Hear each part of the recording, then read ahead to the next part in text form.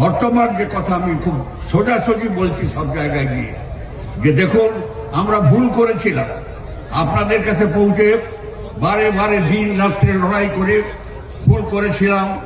একটি পাষণ্ড মহিলা যিনি বাংলার মুখ্যমন্ত্রী বলে বলেন বাংলা ভালোবাসেন না, তিনি পরশুদিন বলেছেন দেখে নিবেন। আমি তো বলি মাইটি লাল হয়, একবার মেদিনীপুরে দেখুন আমার জায়গায় উনি লড়ে দেখুন কত ক্ষমতা আছে ওর, আমি দেখব। নন্দীগ্রামে আমরা তাকে পরাজিত করেছি।